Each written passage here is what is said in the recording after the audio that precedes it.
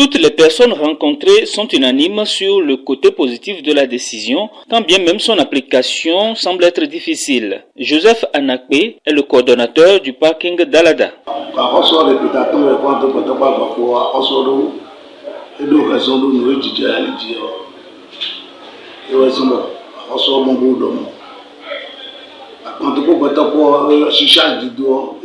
Ce n'est pas une bonne chose de charger des bagages en même temps que des personnes, mais des chauffeurs agissent ainsi à cause des difficultés financières que chacun traverse.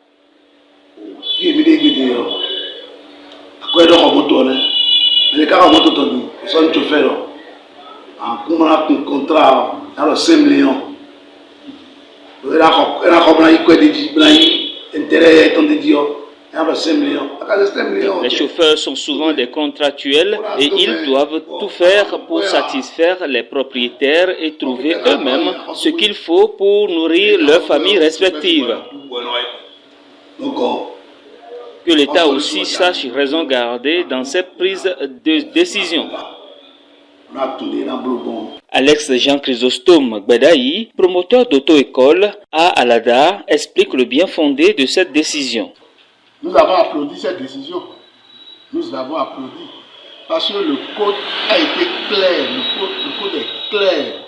Le changement ne doit pas être fait. Le véhicule qui transporte les personnes ne doit pas transporter en même temps les marchandises, les bagages. Voilà. Donc, c'est une très bonne décision. Et pourquoi vous trouvez que c'est bon? Déjà que c'est à travers plusieurs études que le code a dit qu'on ne doit pas mélanger les deux. Dans le code, il y a des véhicules qu'on appelle véhicules de transport de marchandises. Et il y a des véhicules qu'on appelle véhicules de transport de personnes en commun. Et il y a aussi des véhicules qu'on appelle des véhicules légers qui sont destinés juste pour le transport familial. Quand je dis familial, leur place ne dépasse pas 5 places. Donc il y a ces véhicules qui peuvent transporter juste 5 personnes avec juste une petite valise ou bien de petits colis. Et après ça, maintenant, il y a les véhicules de transport de personnes en commun. Et tel que je le dis, il y a après les véhicules de transport de marchandises. Ce n'est pas pour rien que tout a été catégorisé.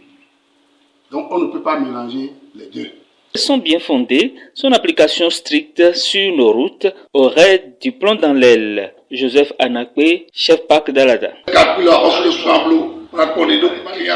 Que les décideurs fassent eux-mêmes le calcul et fixent les tarifs comme par exemple Alada Tokpa 1500 francs, Alada Boycon 2000 à 2500 francs. Le chauffeur va obéir. Normalement, c'est de 1500. Si Alada Boycon, des fois, il est entre 2000, 2000,